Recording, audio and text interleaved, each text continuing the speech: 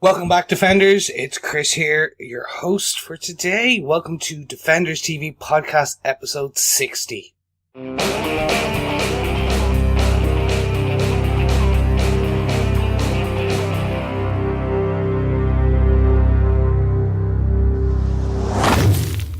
Here we are, guys. They've given me control once again, so you'll be listening to my dulcet tones for the next couple of seconds. Welcome to Defenders TV Podcast, Episode 60, where today we're looking at Daredevil Season 2, Episode 6, Regrets Only. I'm one of your hosts, Chris. That's enough seconds from you, Chris. I'm one of your hosts, John. And I'm your other host, Derek. There we go, guys. You've given me back control. Every now and again, I like to take control of this garbage truck on fire. Any of you kind of funny fans will enjoy that one. You know, if we got together more often, all three of us, you'd get every third episode, Chris. So that is it true. Wouldn't be as exciting for you. So I like how exciting it We is. try to, but you won't allow us. It's Mummy Derek to the garbage crush. Guys, apparently John's been watching Season 1 again, where we had Wilson Fisk smashing people with doors, and now it's going to be putting Chris and myself into a garbage crush. So that's even weirder. Anyway, let's jump on quickly. I meant just crushing our dreams of being able to watch all the way through to episode 13. Derek crushes your dreams. And also the get together, the hogmanay of podcasts. Okay. I think we're just saying random words at the moment. I have no idea what's going on. Chris, Yes. save us from this. So, guys, okay, we have to ask. Regrets Only. Episode 6, what did you think? I've got loads of regrets. Yes. Oh, sorry, wrong podcast. Yeah, different. Again, the pace came down, and I think it really explored the relationships actually here. Without giving too much away as to some of my points, I kind of felt for Foggy a bit in this episode. He felt like he was being undermined left, right, and centre actually by his colleagues. Do you know what I mean? Like it just felt. I kind of felt for Foggy in this episode. Yeah, he's still loyal to a fault. He's willing to go and be. And deal with Frank Castle despite every sort of bone or sinew in his body saying this is going to destroy us, and knowing what Matt went through. So I thought it was an interesting episode actually, just purely from that perspective. And then the other was, I just loved Elektra in this. I thought she was really good fun. I really liked her character in this, the goading of Matt. Again, I'll be giving away too many of my points to really elaborate on it further, but I just really liked Elektra in this. I thought she was good fun. Yeah, and for me, I really liked Daredevil Goes Bond. It was great. It's great fun seeing Daredevil with a hot woman on his arm, dressed in his tux, and getting the key card and all that kind of stuff. That was quite cool. Seeing a very different side of it. It's almost Daredevil Goes Agents of S.H.I.E.L.D. Should I say? I was the same. Taking this episode for me kind of took a well-deserved break from the kind of onslaught that we've seen so far of the action kind of. Aside from the skirmish at the front and the towards the end, besting when kind of Matt and Elektra bested the Yakuza, but we'll get to that. For me, weaved Castle's story back in a nice way, not in a thud, and they're setting up the penalty-seeking, ass-covering Reyes as our big bad, and obviously not our big bad, but one of our big bads. Absolutely. Yeah, but as you said, Chris, kind of the big bad for Nelson and Murdock, as opposed to the supervillain big bad. Yes, but again, I want to be proven wrong on this. I think that would be cool if they gave her some impenetrable skin, have her marauding through Manhattan, destroying Hell's Kitchen brick by brick. It'd be great. I think coming into Civil War, I think a diplomat or a public servant is definitely one of the villains of all of the Marvel characters coming into Civil War. Yes, exactly. Anyway, let's crack on because we've got a lot of points and we all want to tell them. So, Derek, can you please elaborate on who beautifully scripted and directed and produced this episode. Well, this episode was directed by Andy Goddard. Andy Goddard did about 6 episodes of Miracle Day, Torchwood's one of their big season arc. Excellent stuff. Yeah, that was cool. I think he probably got that job because he also did The Next Doctor, the Doctor Who episode with the wonderful David Morrissey, who most people know as the Governor from Walking Dead. So he also directed that episode. And he's also directed 5 episodes of Downton Abbey. Okay. for people who have different tastes. Ooh. The tea and crumpets, that's where we got this. This is why it was a black tie. Gusset's just fallen down. There you go. And actually, much more importantly, he will also be directing episode 7 of Luke Cage season 1. So our first announced director of Luke Cage, as far as I know. Oh, my gussets have just fallen down. on your unbreakable skin. A few more abs with a chisel and a hammer maybe this time, rather than a rotary saw. Be all right. Maybe. Or a wrecking ball going straight into him, and it's like... But that's the director, so that's Andy Goddard. So it comes from a very good stock, I suppose, being a Downton Abbey director. I hasten to add, no relation of Drew Goddard. No connection at all. Now, Drew Goddard is American and Andy is British, so I'm guessing there's no connection between the two. But and certainly not an in-law of Stephen DeKnight. No, certainly not. The episode itself was written by Sneha Koorse, who worked on The Americans for about 13 episodes. A great show, definitely worth checking out. And also did a ton of work on Constantine. She was one of the members of the writer's room for the TV show Constantine, was senior script editor for about 4 episodes, and wrote the final episode and I think the episode 3, I think it was, of that season. So has worked in comic books and done a great job over on Constantine, the unfortunately cancelled Constantine. Yes. Yeah, it's funny. We only just talked about that on our Batman v Superman Dawn of Justice podcast, which we did on GothamTVPodcast.com earlier today, which if you're interested, you can find at GothamTVPodcast.com/iTunes or any other good podcast catcher. And on that note, almost like it was a perfect segue, John, can you tell us where people can hear our dulcet sounds every week? Yeah, of course. It's on DefendersTVPodcast.com/iTunes. And you can review and subscribe to our podcast there. You can also check us out on any other good Sith or Jedi podcast. Just search Defenders TV Podcast, such as Stitcher, Player FM, Podcast Addict, or Beyond Pod. Just search for Defenders TV Podcast there.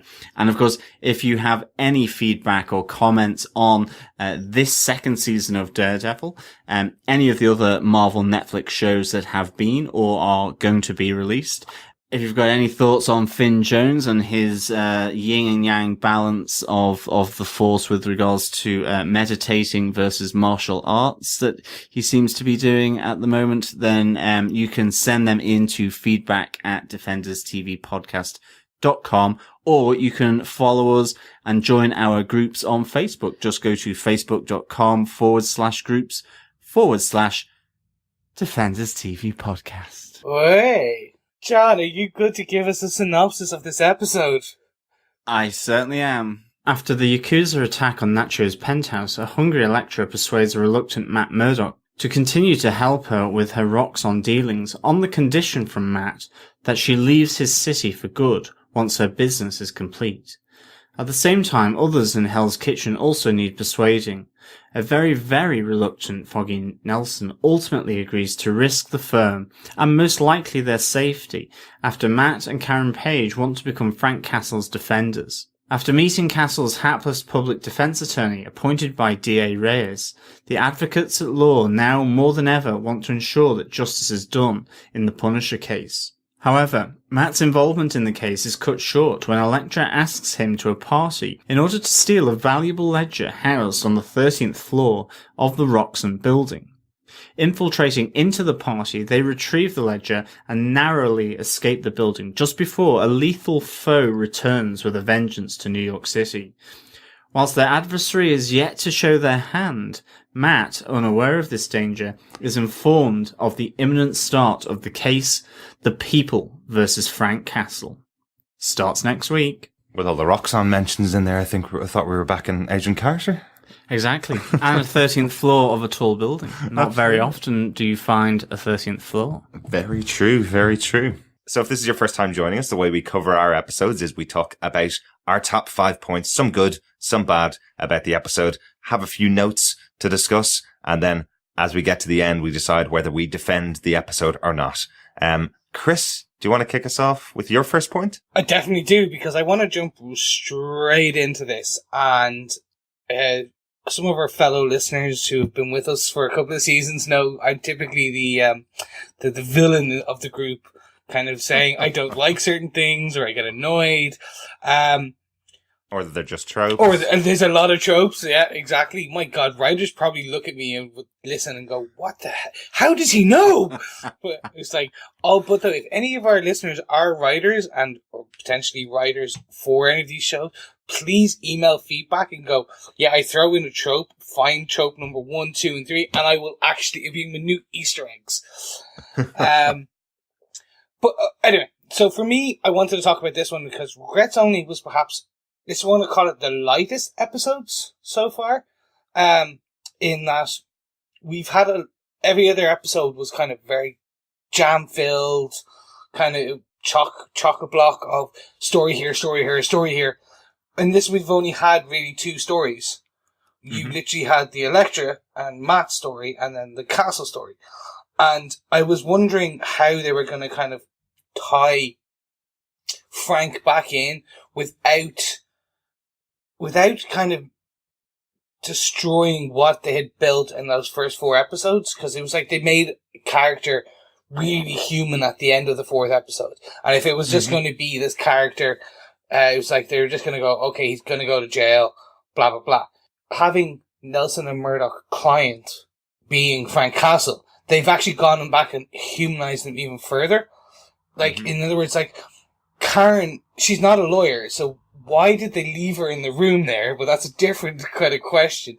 But I think where my brain is with this one is that scene where you had Matt, Karen, and Foggy in the room, in the office, and where Matt wanted to help Frank avoid the death penalty, and then having Matt and Karen talking Foggy into the plan was fantastic. It was like, it was a great way of showing why I couldn't figure out why they would like want to represent Castle. Castle's a mass murderer. Let's be honest here. 37 counts of murder. Yeah, it was 37, 88 counts of what was it, violence, serious assault. Yeah, I was like in theory he is, but like it was a great way to say, okay, well look, yes he is a murderer, but he doesn't deserve death because Matt knows everything he went through from that big huge monologue at the end of episode 4, and then Karen's doing the whole he had a wife, he had a family kind of pieces, like he's not really a bad guy. Well, he is a bad guy, he's killed so many people, let's be frankly honest about it. And they are very clear about it on the show. It is definitely one of my points as well, because obviously this is one of the central storylines, for the episode. They do make it absolutely clear that they're not trying to get him off. They're definitely not trying to release him on the streets. The whole point is, and Matt says it very clearly to Brett Mahoney, who's got his little upgrade to Detective Sergeant Mahoney, which is where I got a little bit confused with his name there. But he says it directly to him. He says, if we walk away from this, knowing what we know, if we walk away from this, nobody else is standing up to take the place. Frank Castle is dead. We are basically killing Frank Castle.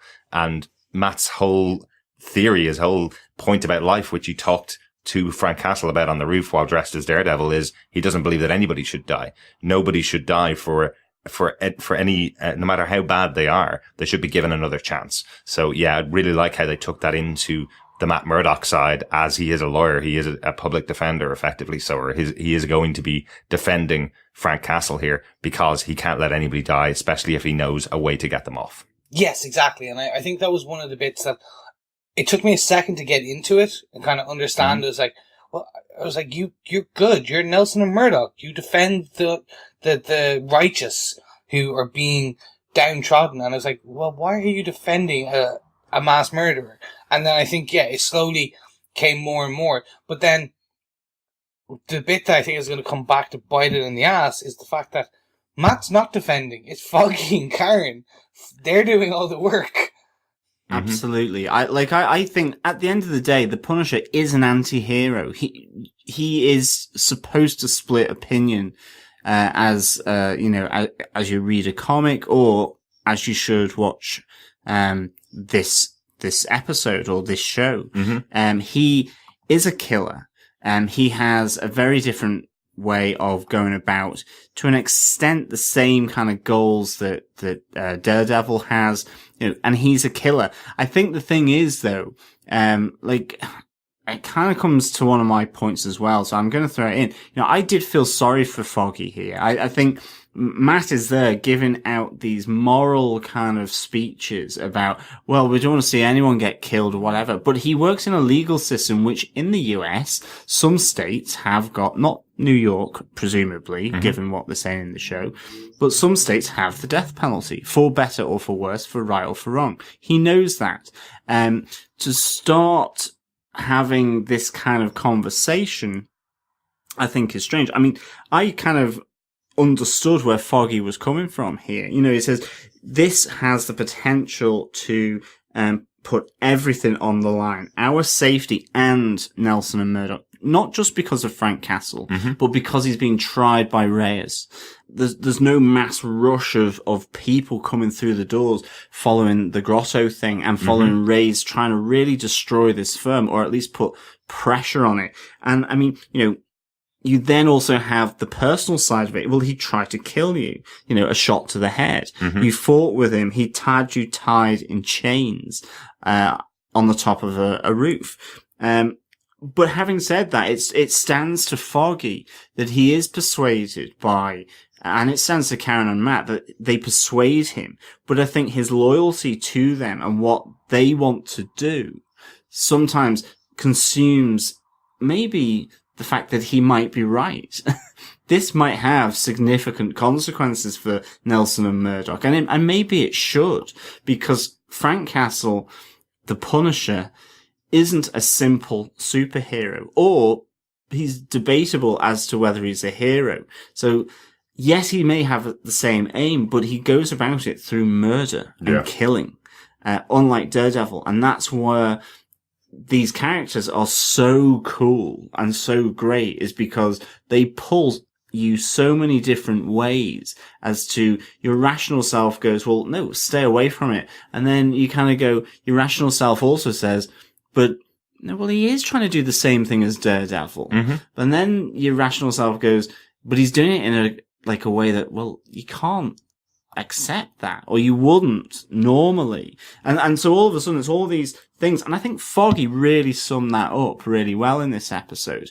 And I like the fact that right at the end, he's in Matt's apartment and he just says to him, well, I hope you've got a clear schedule, because so far, you've done nothing, was the subtext. And the case is next week. Reyes has brought it right forward, and our client has accepted it. And in fact, our client has been the most unhelpful client, because he's gone from a guilty plea to a not guilty plea. So it was really good. I thought this dynamic between Foggy and Matt was cool. I really felt that Foggy, I was quite a sympathetic character in this episode. And I just wonder whether that tension between Foggy and Matt, which was there in season 1, possibly opens up again. Completely. That's one I want to see. I want to see, because at the moment Foggy is like, I know you're jumping around rooftops at night, getting beaten up left, right and centre, and still trying to run this business, and you're not really.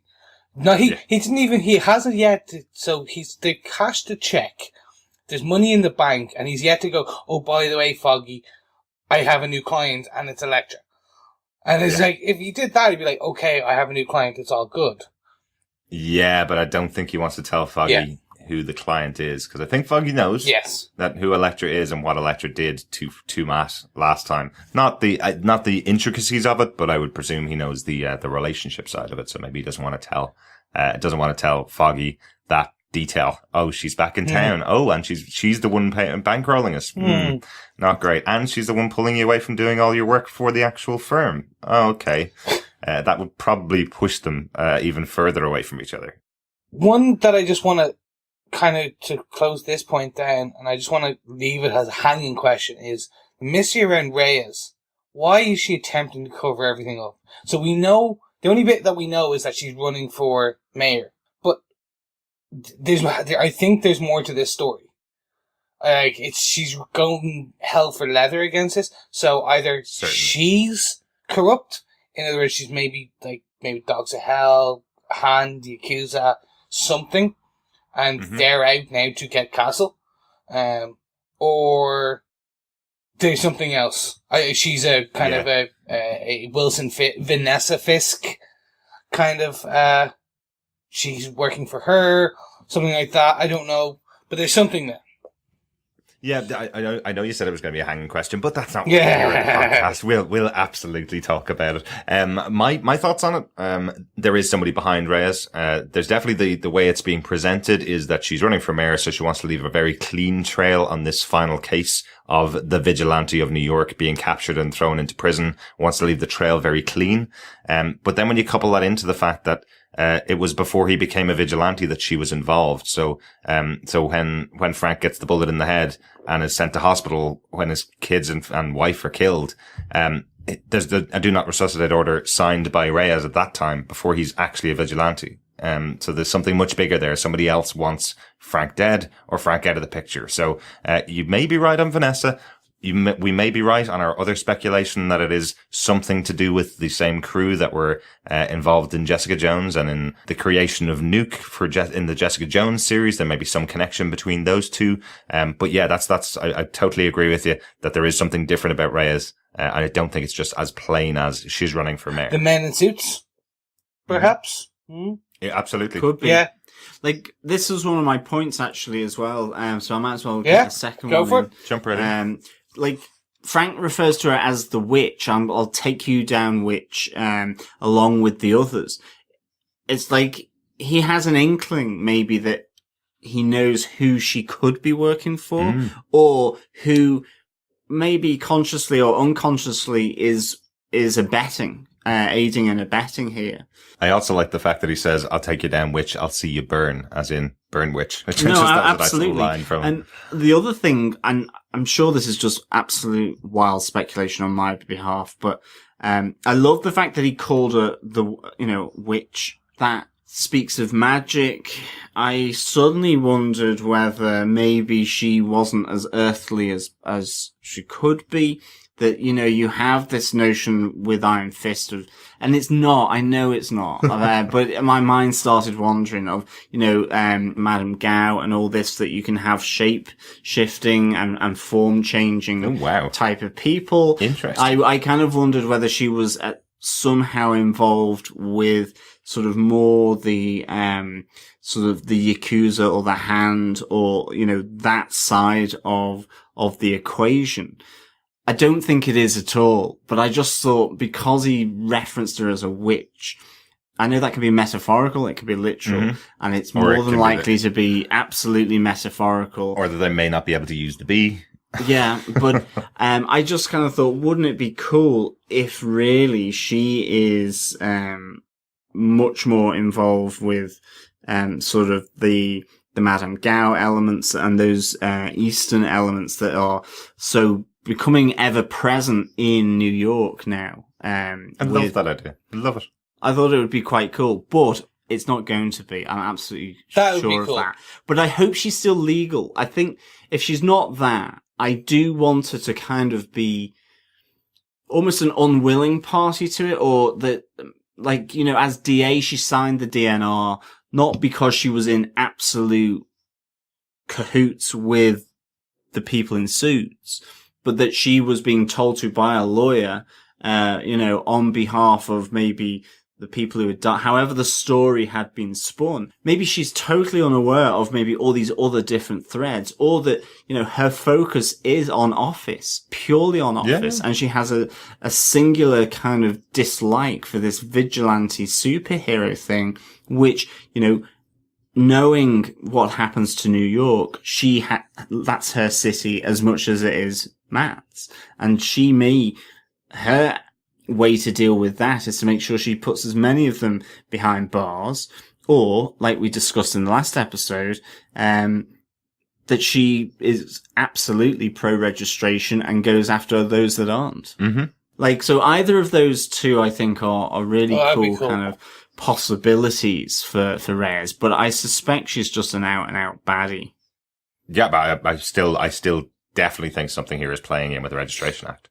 Yeah, no, I agree. I think they've set it up too well, and I think as much as we love speculating, I'm kind of going, I definitely think there's some of these are going to be red herrings. Yeah. In that they purposely have put them in to make you go, gotcha. You thought that was that. It's not. But I don't know. I think after a while, after Civil War happens, they've said there's very little fallout, or there will be some insignificant fallout in Agents of S.H.I.E.L.D. and some of the others. But we know Luke, but they've alluded to it, if we want to say that, not said.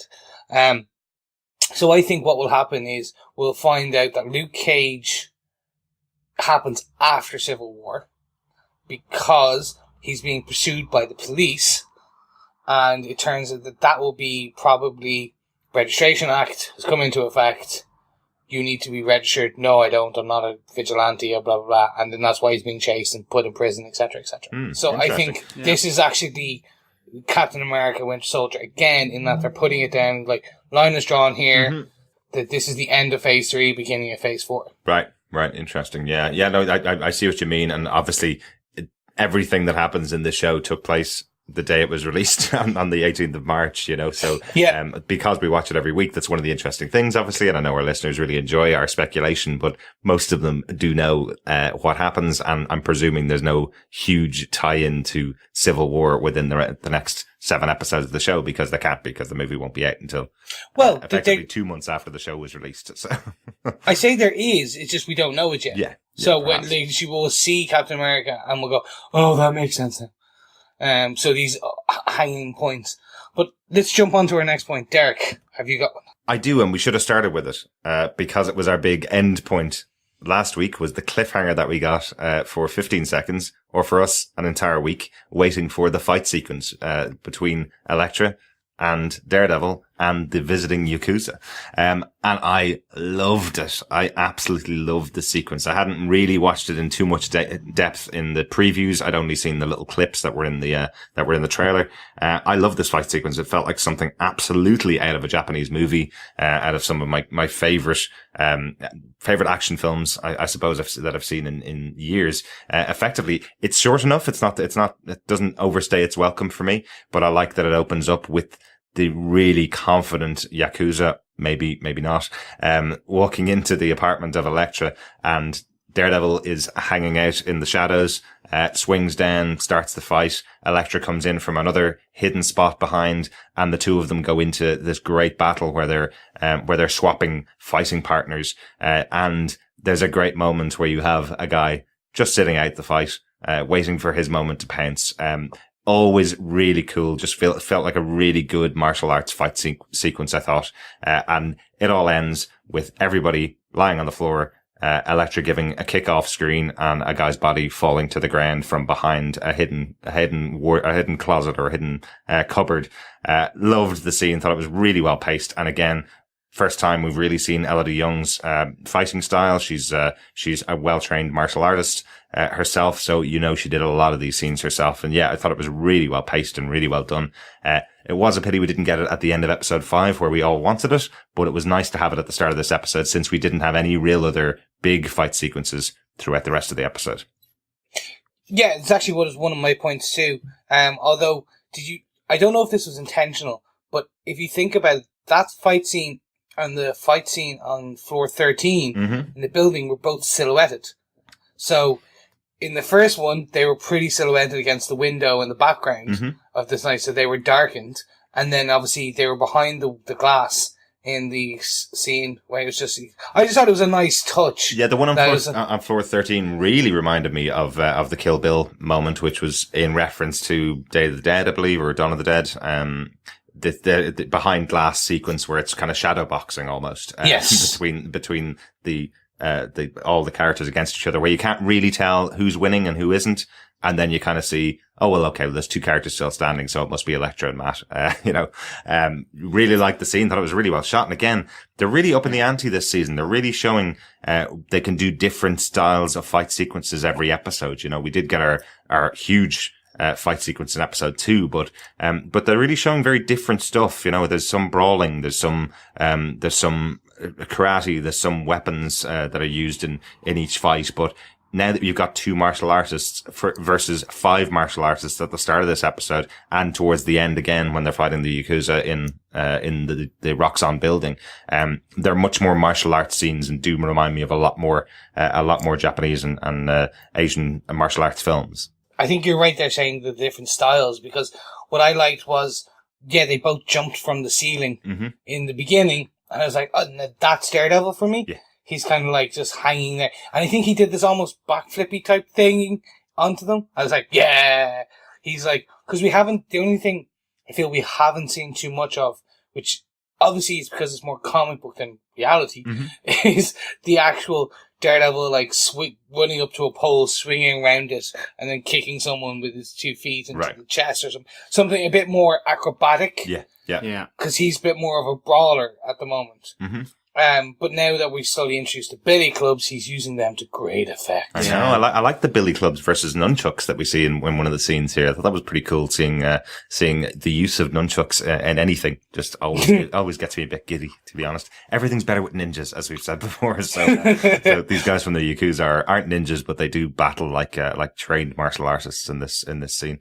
No, I loved the strobe light and silhouette fight. I thought Elektra did a mean clothesline. Really seemed to take that guy out, and definitely loved that. I loved the fact that then at the fight at the start, as they all come running in, the Yakuza, that they do say as they go into the building, we'll bring all 10 fingers, and that obviously sort of references the guy behind the desk on floor 13 with his little samurai with the little box of cigars, so to speak, as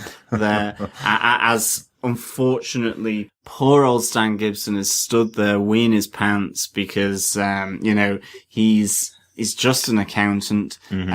And then, of course, the guy behind the desk utters the immortal words, which we are probably come to in another point, so I won't just say them here just yet. Obviously has implications for maybe why they're bringing fingers, and fingers are a thread here.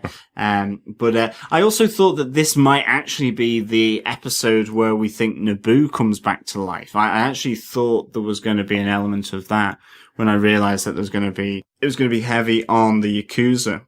So I thought that was really, really good. I think on the fight at the start in the apartment, I loved how one of the Yakuza was nonchalantly sort of resting up on the counter, sort of probably trying to avoid the fight, thinking that his other buddies were going to actually wipe the floor with these guys and he wouldn't have to do anything, and then has to sort of come into action. I thought that was really just nicely cool, actually. Absolutely. Like the only discussion that they have before they go into the apartment itself, into Elektra's apartment, is, and when we're done with them, we'll take all 10 of their fingers.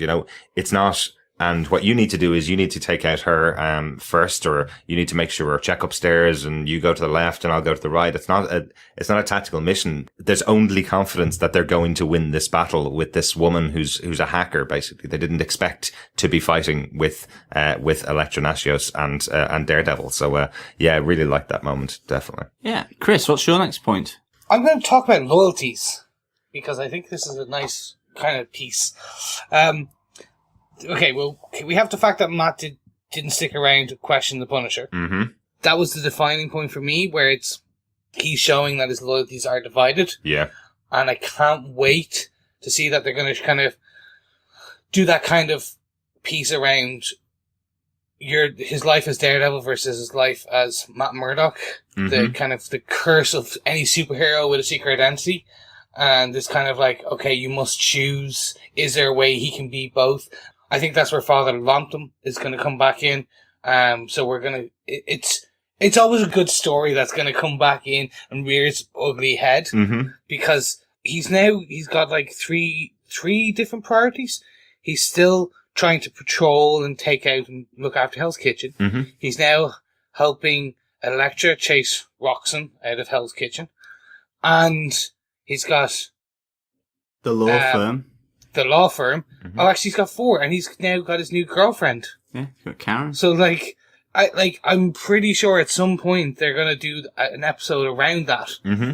And I think, I thought I wasn't going to like it or want to see it, because it's very typical. Like, you've had Batman have to do it, you've had Superman have to do it, Absolutely. you've had, like, Peter Parker, when, like, we've seen them all kind of, like, I'm gonna go out and tell the truth. And then, so what I actually ultimately think may happen in this season is that he'll get unmasked as Matt Murdock. Interesting. And then very season interesting. 3 would be, At Rikers Island. yeah, or kind of them trying to prove that he's not, that Mm-hmm. Matt Murdock was not actually Daredevil. So you'll have, because don't forget, we've got people establishing, so this is how they could introduce the Iron Fist character. Yeah, this could be the great Ed Brubaker storyline Yeah. of him being in prison with Wilson Fisk at Rikers Island. The Iron Fist having to essentially be body double for him. It could be a nice way of introducing Iron Fist before his own standalone as well, that he's the one helping him. Because even I think Matt Murdock doesn't know who the person is who's helping him. That's right. It could be a really nice way of linking in there, definitely. Yeah, because what we're going to have probably then is, we'll have, this season will finish, then we're going to have Luke Cage, then we'll probably have another season of Well, Jessica Jones, Yep. and then another one of Daredevil, and then Iron Fist. So that one of Daredevil is probably, as you said, the Brubaker one, where at the end of that season, it pulls off the mask and it's Finn Jones, and then it's like, oh, so right now you've just all met Finn Jones, see him in his own TV show, blah blah blah. Interesting. I just thought it would be it's and I know it said it's a trope and it's a standard fallback, but it's actually a good story. Yeah. This story of potentially he has to choose to be Daredevil or he has to choose to be Matt Murdock. He can't be both, and he can't be both while still being Marin. Because yes, Karen and Matt, yeah, Marin. But it's also his destructive side in itself, in that, he knows he can't be anywhere near Elektra, yet she provides him with something that Karen can't, which is she can go out with him on a Daredevil mission. Mm-hmm. And like Karen is still unaware of Matt being Daredevil. Okay, Foggy knows, but Elektra does know, Yeah. and he could have a relationship with her if he didn't find her so abhorrent in the sense of her lust for violence. Yeah. But this episode, despite all his protestations about not wanting to see her and do all that, he's still, as you say, that loyalty element where he leaves the hospital and goes at the beck and call of the driver sent. That seems to me to suggest she's got a lot of money in the bank account, which Foggy seems to not really know anything about. Again, a loyalty question of why isn't Matt telling him? He knows about the money, but he doesn't know about about who's the source of it. Matt hasn't told him who's the source of it because he keeps saying to him, "It's my client, the client that paid us that kind of money, and if she calls, I have to go." But as a partner, Well, yeah. you would still, like, what I mean Totally is that agree, there's yeah. way too much being kept from Foggy here by Matt for him to then just suddenly up and leave on a client that he persuaded him to go and defend, to leave that in the hands of him and essentially their assistant, because that's the other thing. Karen is not a lawyer. I found it a bit odd, I have to say, that she would be allowed to be in a room on her own with him, given all the police security and all of that. That seemed a bit strange, that he was able to call the shots. That just would not be allowed. I'd certainly agree with you that that's probably mostly to do with the fact that it's Foggy, and that he was left with the choice of either pulling Karen out of the room or letting her do what she did. Karen has that kind of hold over Foggy still, that she tells him what she wants and Foggy will let her do it. If it was Matt in that room and Frank had said, I want to talk to you and you alone, Matt would certainly not have let her do that.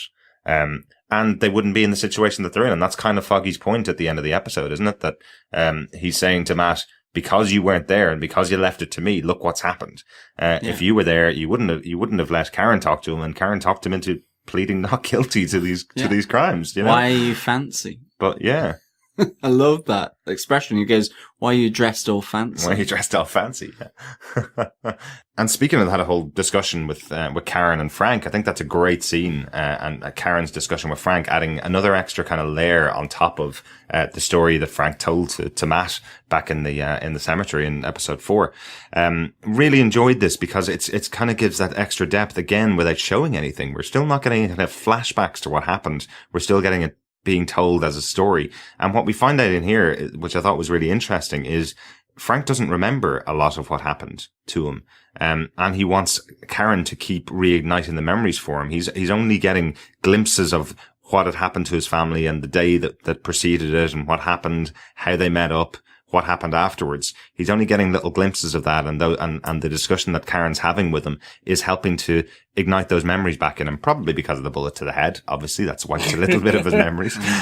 But I do like that there's this connection between the two characters, and I think Deborah Ann Woll is playing a really good part here, where she is absolutely terrified of him and terrified of getting very close to him. And he is very comforting with her. He is justifying some of the things he did. I like that we learned that he was a scout sniper in the army, where he's saying that effectively, yeah, okay, I did kill those people, but they were all bad people. I don't kill good people. And I'm telling you, I am trained well enough not to kill anybody else. There's nobody else that's in the crosshairs that could get killed, because that's my whole job, is to make sure they don't die. I like this justification of Frank Castle's Punisher, that he does in the conversation with Karen. It's really, really interesting. Yeah, I think it speaks to earlier saying, he's a complex anti-hero. He's not a superhero. He's not a hero. He's really complex. It's the means to the end is the thing that makes him so complex, because he ultimately uses what he thinks is the language that the mobsters only understand, which is violence. Yeah. And that generally is something that most people kind of will shy away from. Yeah. I love that, because it speaks to that. I like the fact that a bit more of his past came out with regards to, the Quantico, saying, one shot, one kill. Mm-hmm. I love the fact that, he's like, yes, ma'am, kind of, he's just this kind of army politeness comes into his way of speaking with Karen, and thinks that, right now you can ask me the questions that you want to. He's kind of gotten enough. Yeah. But still, and what's behind Frank's reasoning, where he promises them one thing and then does the absolute opposite in front. I mean, you just see Foggy's despair. You can see the fright that he gets when he says, I'm pleading not guilty. Yeah. Like, all the things that he's warned Karen and Matt about just seem to be like rushing towards him, like in an unstoppable train, and he's like totally like afraid of what's going to happen. Oh, totally, absolutely. And once again, we mentioned to Chris when we were doing our episode 4 podcast about Jon Bernthal doing his monologue and how amazing he was in that scene. This scene here with Karen, I think he's equally good in his reactions to what she's saying. I think when we watch the episode, there's one moment where Karen says to him, she's trying to describe the house. He's asking questions about the kitchen, where the dish is put away. He's trying to get a sense of what his family were doing before they went to meet him in the park, is what it seems like. And then Karen offers up information to him without being asked. She says, I was up in your children's bedroom. And there's a really pained expression that Jon Bernthal gets in his face. And it just twitches across his face for a second. But it's this moment of, I don't want to know this because I didn't ask you about my kids' bedrooms because that's too painful for me. And it's so well acted. It's just a really quick flinch of it. But you can tell, he obviously has kids himself as well. You can tell he's really pulling those kind of details from his past and putting them on the screen. The pain of Frank Castle, the idea that if he has to think back of everything about what his kids were like, he has to live through the fact that they're gone now, you know. Really good, and a really good extra, as you say, extra details behind the Frank Castle character. I love Jon Bernthal in this season. He's been so good. Yeah, and I really think he deserves some kind of award for this. And if they don't try and put him up for some type of kind of, I was going to say SAG award or Emmy or something like that, then there's probably a travesty, because yes, it is a comic book. This is a comic book show, but that's on Downton Abbey level. Kind of. That is Downton Abbey level. So maybe it's actually the director. It's not Jon Bernthal at all. Maybe the director got the performance out. No, definitely Jon Bernthal. Yeah, instead of thank you, ma'am, he did say, thank you, milady. One bit I was kind of questioning was the Quantico piece. Mm-hmm. Isn't Quantico FBI? No, Langley is FBI. That's right. So what's Quantico? I think Quantico is CIA, actually, but it's also special ops. Ah, right. Okay. Because I was curious about, because I was like, it wasn't Army. Mm-hmm. And I was like, okay, so that was a drop in terms of some part of his past. Yeah. That will come back. Definitely. So potentially the nuke stories or something like that, more military, potentially CIA. Yeah. Like, that does feel like the best fit here is the nuke aspects from Jessica Jones in with the Punisher. Mm-hmm. And that would be quite a nice little connection. Wouldn't it? Definitely. Yeah. Bullet to the brain, people. He's still up and walking with a bullet to the brain. He's a zombie. From Walking Dead to Almost Dead. On that zombie connection, John, do you want to give us your next point? Yeah, I'm going in a completely different direction now, and that is the 2-ass reference from Elektra. You can't mask that ass. Absolutely not, young Charlie Cox. Loved her reference to the fact that she knew Daredevil was him because of his ass. And she goes, you've been working out, by the way. Thanks for that as well. Like, just, I loved this, and it does connect into one of my other points, but I'm just going to keep it on the ass for the moment. I love the fact that, she is just being so flippant with Matt. I think he needs that. He needs that in his life. There's too many people that are really putting him on a pedestal, and I like the fact that she doesn't. Mm-hmm. I like the fact that she knows his strengths, his weaknesses. She knows their history together. And she's clued into his rhythms. And I like that. You really get that sense. And then you've got at the party where she goes, I only came to the party to get my ass kissed. And you have the guy go, well, let me be the first, if it hasn't already been, kissed, to kiss your ass. And it's just, she's fun. Like, certainly, she's fun. She's raunchy. She's sexy, and she spots a good ass in a scarlet sort of blood red superhero suit.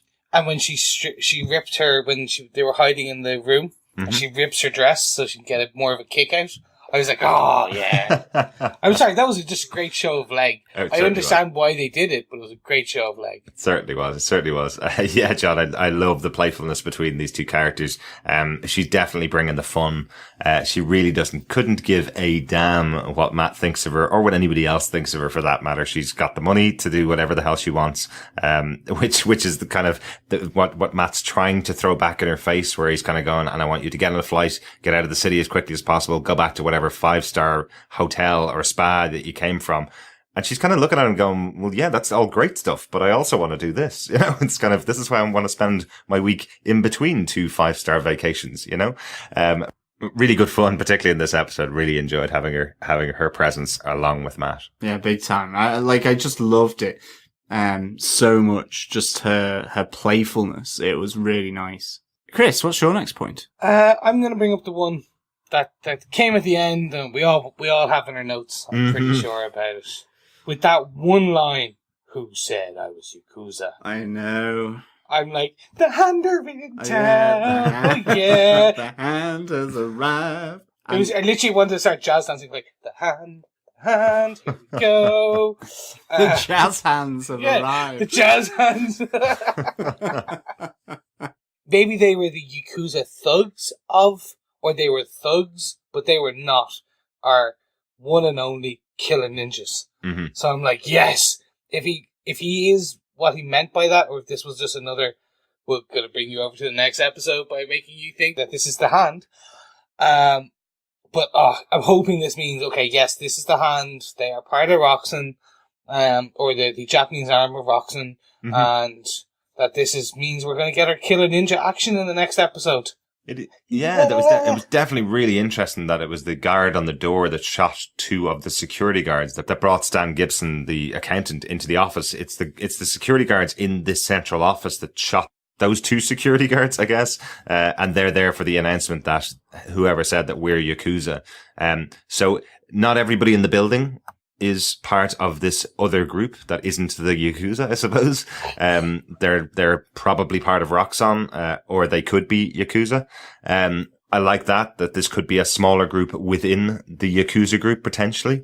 It could be a smaller group within Roxxon. It could be everybody that's in that building. I like there's just this little moment of, well, don't know why those guys shot those guys, but they weren't in on the plan. They weren't in to know this idea that they aren't Yakuza members. So, really cool ending to the episode, though. Absolutely, because I was wondering, what was the strings that they seemed to be wrapping around their thumbs or their fingers? They were wrapping that because if you do something bad, they take your finger. So they were trying to stop the blood flow on the strings, because he had his box full of fingers, and he took out his little sword. So they assumed that they were going to lose a finger for letting this happen. Well, that's the way I. Very good. No, I got that, but I thought it was going to be Stan, and so I actually thought that the bodyguards were going to strangle him. Mm-hmm. I thought that was happening. I thought they were kind of like getting something together. But then you're right; they might just have thought, well, he's going to take our fingers because we were also at fault. So yeah, okay. I just wondered what they were doing. It was sort of. And then, obviously, the other guy comes in with the silenced gun and shoots them both in the head. Mm-hmm. And, I mean, the big question is, does Stan, the accountant, survive? Well, because he has to, because he has the books. So that's a bit, the next part of this is kind of, what the hell was in the coded books that was so bad that it had to be coded, not drugs, human trafficking, weapons, or anything else like that. Like, I went, ooh, black sky, me sir, I know the answer.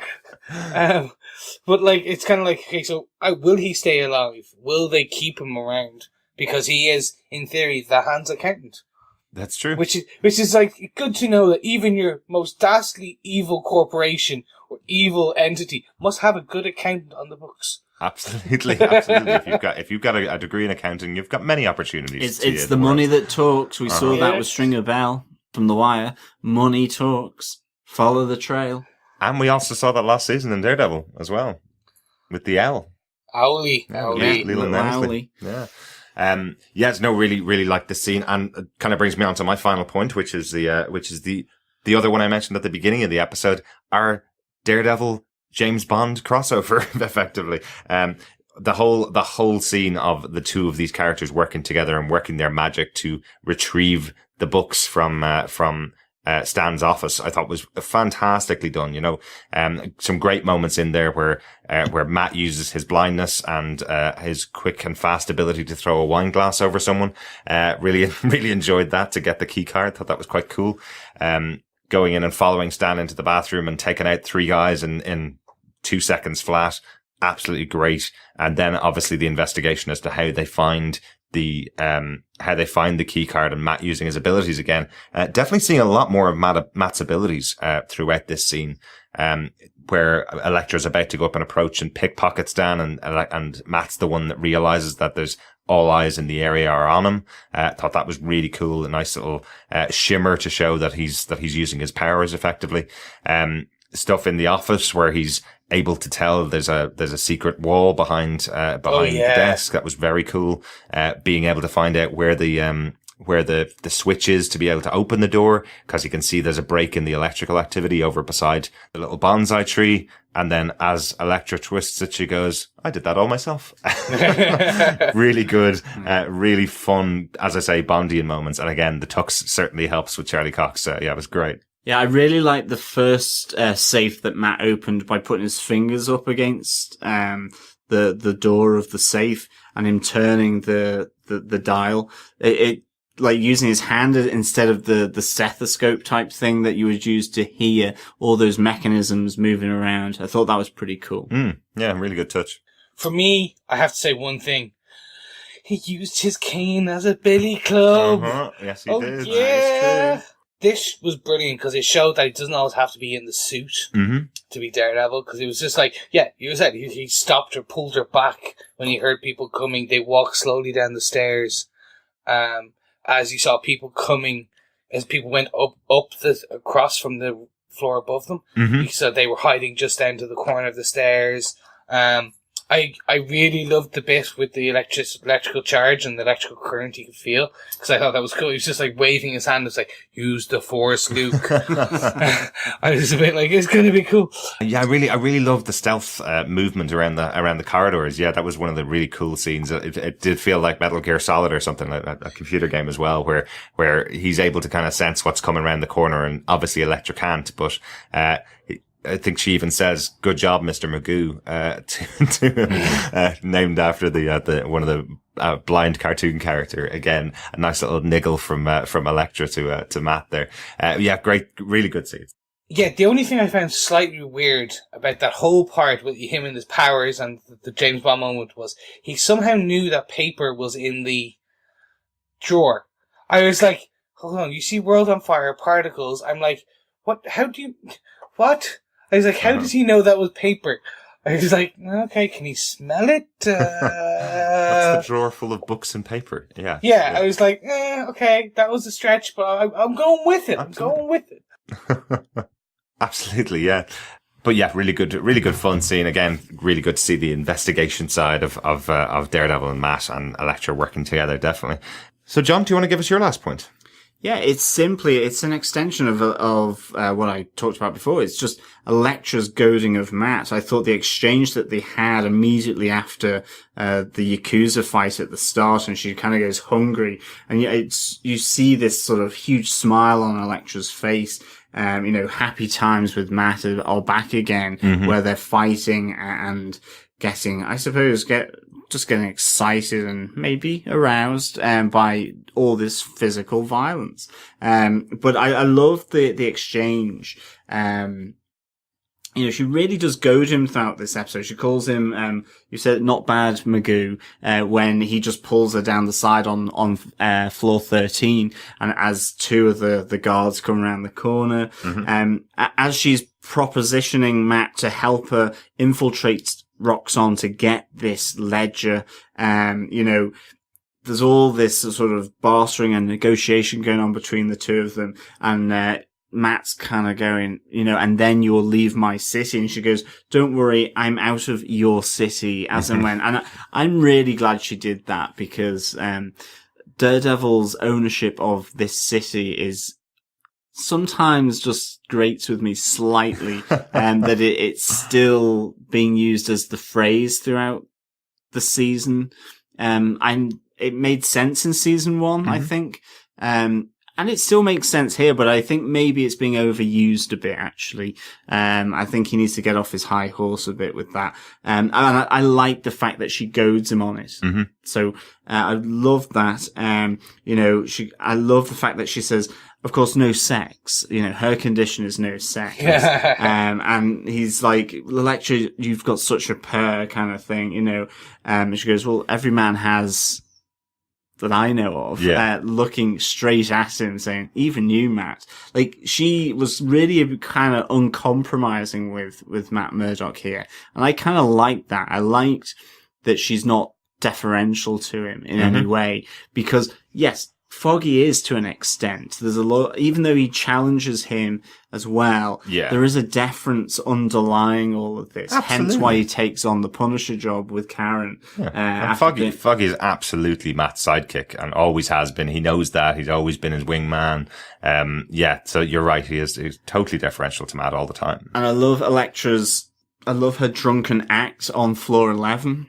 With Matt, where, ultimately, maybe not proper sex, but she's kind of, she's gotten close again to Matt. I love that kind of love her sort of mischievousness, actually. Absolutely. And I think it played out really well, but I do think it was great that in a jokey way, she kind of calls Matt out on a few things throughout this episode.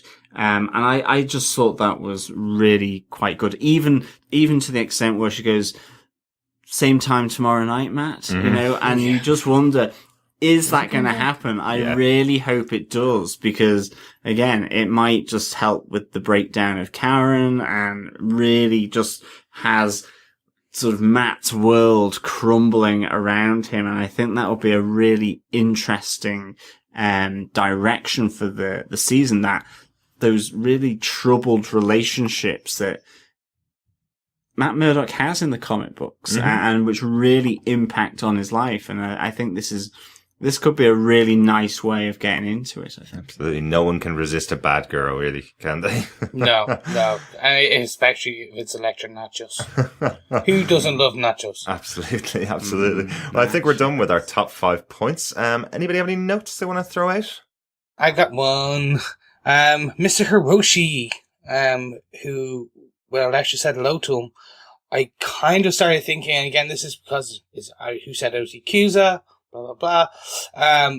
He could be the Lord Hiroshi, who was the leader of the faction of the Hand when, in the comic books. Oh, right. Elektra died, and she turned out to be a Skrull, and it turns, then the Hand went for Daredevil to be its leader, and there was a big faction, and there was a big fight, etc. Could this be Lord Hiroshi, who is actually, this isn't the Hand, this is a fraction of the Hand. The Hand is still gone, but this is him wanting to reclaim Hell's Kitchen as one of their own. Or I'm just wondering, is this actually the same character, or is this just we have a useful name? There we go.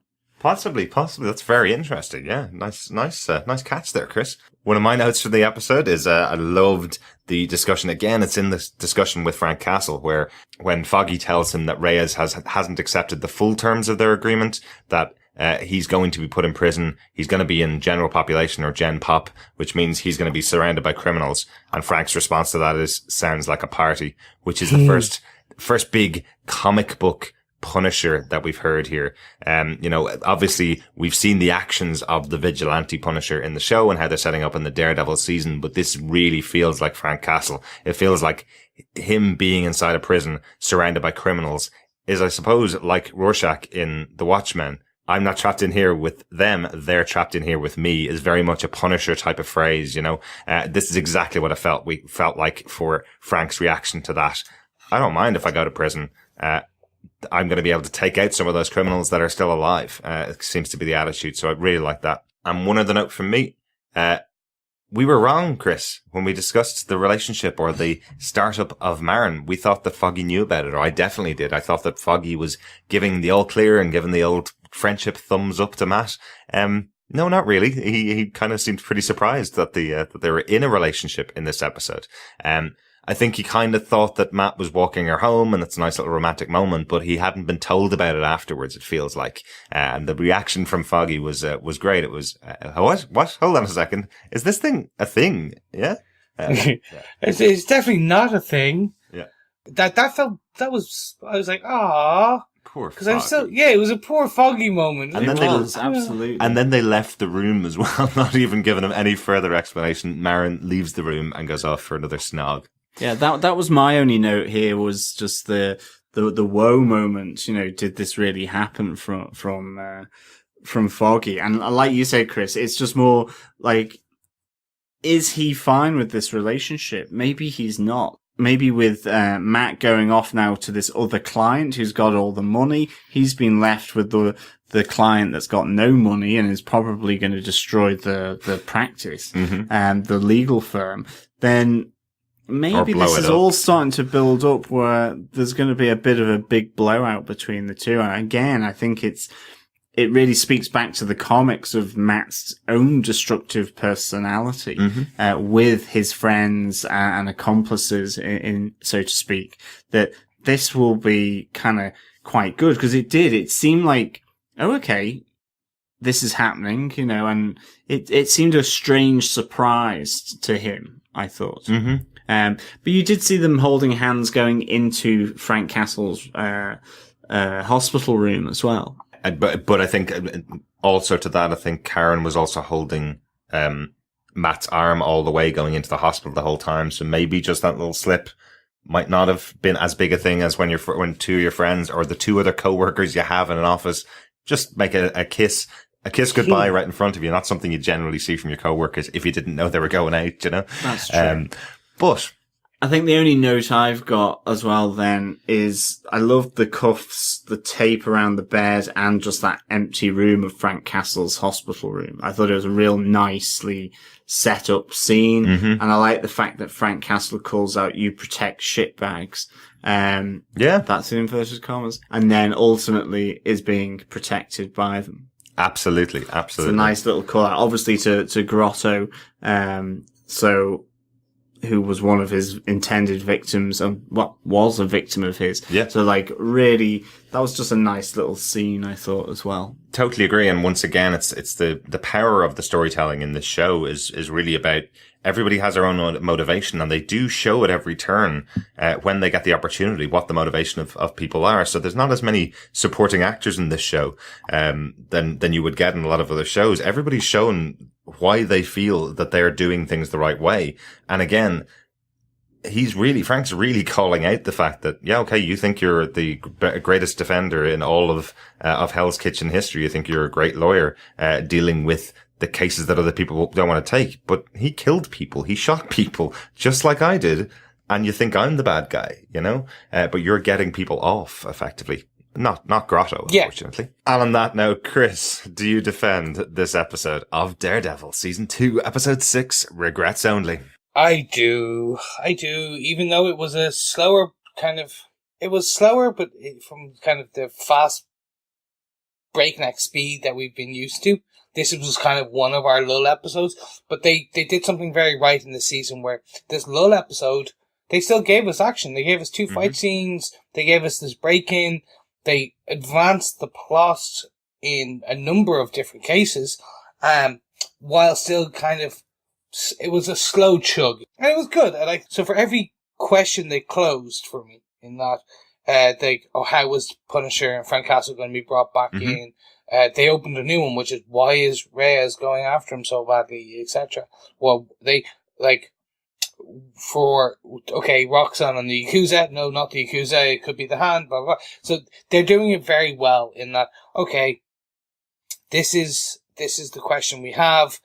Let's answer that. Oh, but wait, from that one question, one answer, you get 2 different questions coming out of it. So I thought it was really good. One of my favorite episodes? No. One of the best of the season? No. But it was good. It was they fixed the problems I had with a lot of these filler episodes where they didn't give you enough to go on. This was like, okay, this is going to be a slow episode, and you knew it straight out, and this was how they did it. Excellent. So yes, I defend. Excellent. So John, do you defend this episode? I do defend this episode of Daredevil. I would give it 3.5 fingers, Yakuza chopped off fingers out of 5. Certainly not the Cadbury variety. And I really liked it. I liked the continued sort of reining in on the pace. I like the exploration of the relationships here, again, between Elektra and Matt, but also with Foggy and Matt and Karen's sort of interview with Frank Castle. They were all kind of nice little set pieces, almost of these character developments, which I really quite liked. Plus you had the fight at the start, you had the break-in to give that bit of action that I think Chris is right. You kind of do need this in a show that sets itself as being such a visceral, raw and violent show, which also and certainly prides itself from certainly season 1, and we've seen it already in season 2, on some really amazingly good set fight scenes. Absolutely. I think you need to have that aspect there in the background. It doesn't have to be big. It doesn't have to be as brash as those massive set pieces, but it's good that they're still there, even in some of these slower episodes, because it helps with the pacing change, because there's still a bit of rush in it. It's not just completely slowed down. I think as well, Elektra is such a hyperactive, energetic character that even though it is a slowdown of pace, she just brings excitement to the role. I absolutely loved her in the last 2 episodes. I love her relationship with Matt. I love how it's so tense, so sort of argumentative, yet they do seem to still be there together. There seems to be that bond that won't quite unstick between the two of them, despite what's happened. And again, you had that here. And I really, really liked it. Really good episode from that point of view for me. And that's why I give it 3.5, Yakuza chopped off fingers out of 5. On that note, Derek, do you defend this episode of Daredevil?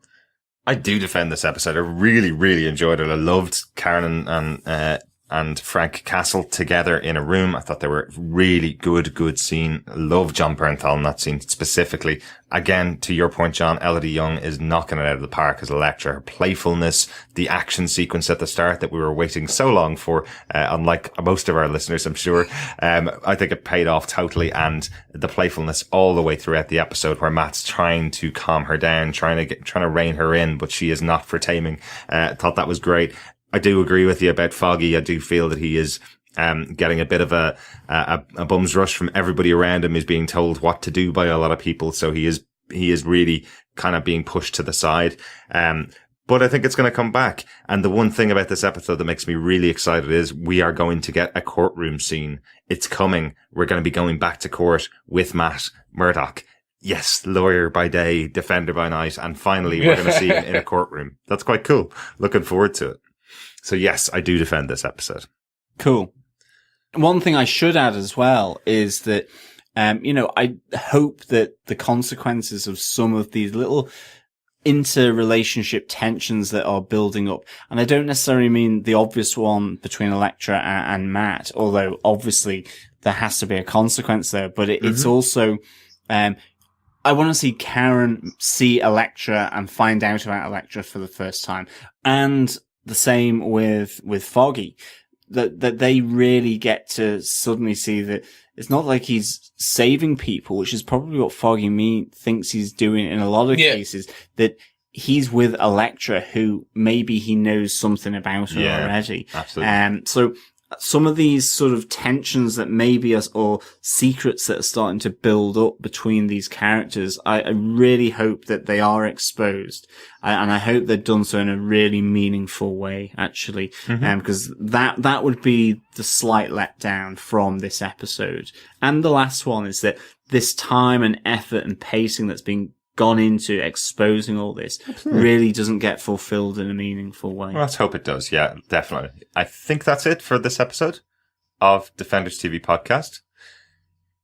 Thank you very much for joining us, listeners. Make sure you subscribe to the podcast by going to defenderstvpodcast.com/iTunes if you want to get it over on iTunes, or you can subscribe to us on any good or evil podcast catcher if you're an Android listener by just searching for Defenders TV Podcast, or searching for Daredevil, or searching for Agent Carter, or searching for Jessica Jones. Our podcast will pop up once you search for any of those words, to be honest. So search for us, subscribe to us, leave us a review if you're in an area that can leave us a review. And of course, you can also send us feedback on any of the episodes that we've covered so far, any of the movies that we're going to be covering, just by emailing us at feedback@defenderstvpodcast.com, or come on over and join the group on Facebook. All you need to do is go to facebook.com/groups/defenderstvpodcast, click join, and one of us will approve you, and you can come in and have a chat with us about the podcast or any of the episodes. Overall, thanks very much for joining us for this episode of Defenders TV Podcast.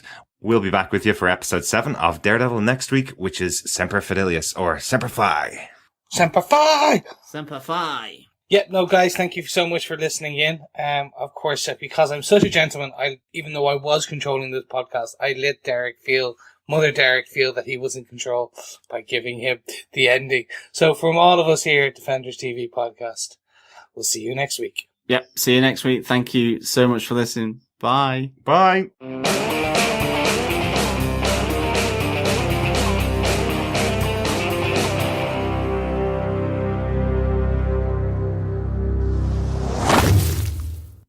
It's been a while since I put any outtakes in the podcast. Just thought these ones were a bit of fun to share with you. Talk to you again next week. Bye. I hasten to add, no relation of Stephen... Oh, no. The Knight. Why is it a no? Drew Goddard. Drew Goddard, yeah. I hasten to add...